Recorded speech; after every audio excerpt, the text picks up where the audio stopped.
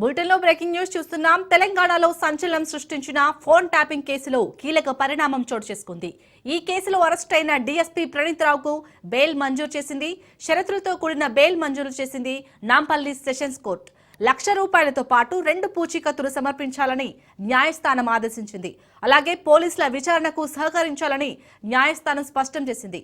ఈ కేసులో ఇప్పటికే ఏఎస్పీలు తిరుపతన్న, భుజంగారావు, టాస్క్ ఫోర్స్ మాజీ డీజీపీ రాధాకిషన్ రావు బెయిల్పై విడుదలయ్యారు.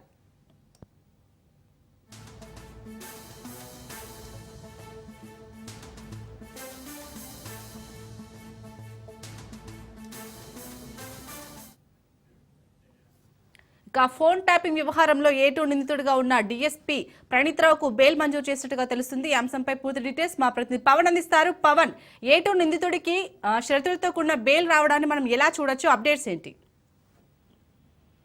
ఫోన్ ట్యాపింగ్ కేసులో A2 ఉన్న ప్రణీత్ రావుకి నాంపల్లి సెషన్స్ కోర్టు కూడా ఈ రోజు బెయిల్ మంజూరు చేసింది. అయితే 2 లక్షల పూచీకత్తుతో యొక్క బెయిల్ మధ్యంతర ఉత్తర్వులు కూడా జారీ చేసింది. అయితే ప్రధానంగా మాత్రము ఈ కేసుకు సంబంధించి సాక్షులను మాత్రము ఎవరిని కూడా ప్రలోభాలకు గురి పెట్టొద్దు, అంతేకాకుండా విదేశాలకు వెళ్ళొద్దు అని చెప్పి కూడా ఇందులో కోర్టు కొన్ని కండిషన్స్ కూడా అప్లై చేసింది.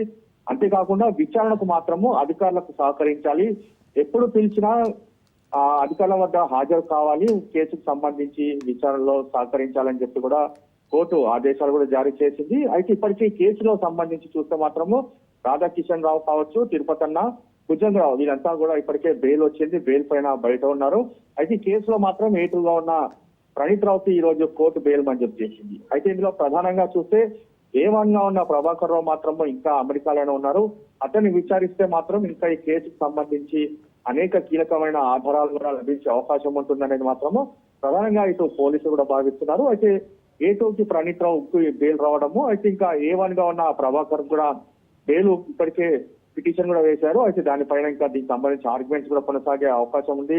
అంతేకాకుండా కోర్టు మాత్రం A1 సంబంధించిన విషయంలో ఎలాంటి తీర్పు ఇస్తుందనేది మాత్రము వేచి చూడాల్సిన పరిస్థితి కూడా కనిపిస్తుంది.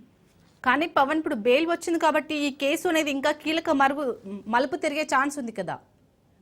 ఖచ్చితంగా ఈ కేసుకు సంబంధించి ప్రధాన నిందితుడు A1గా ఉన్న ప్రభాకర్ రావు మాత్రం అమెరికాలో ఉన్నారు కాబట్టి అతన్ని ఇండియాకు రప్పించేందుకు కూడా రెడ్ కార్నర్ నోటీసులు కూడా దీనికి సంబంధించి జారీ చేశారు.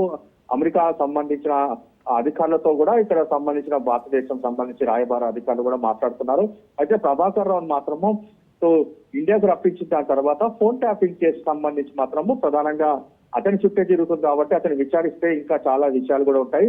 అయితే ప్రజెంట్ మాత్రం ఇప్పటికీ కేసు సంబంధించి ఛార్జ్ షీట్ కూడా దాఖలు చేశారు కాబట్టి ఇందులో దీనికి సంబంధించి ఒక బెయిల్ కూడా మంజూరు చేసింది. కానీ A1గా ఉన్న ప్రభాకర్ రావు వస్తే మాత్రం ఇంకా చాలా మంది పేర్లు కూడా వెలుగులోకి వచ్చే అవకాశం కూడా ఉంటుంది. అప్పుడు దీనికి సంబంధించి కేసు కూడా చాలా కీలక పరిణామం కూడా చోటు చేసుకుని ఉంది.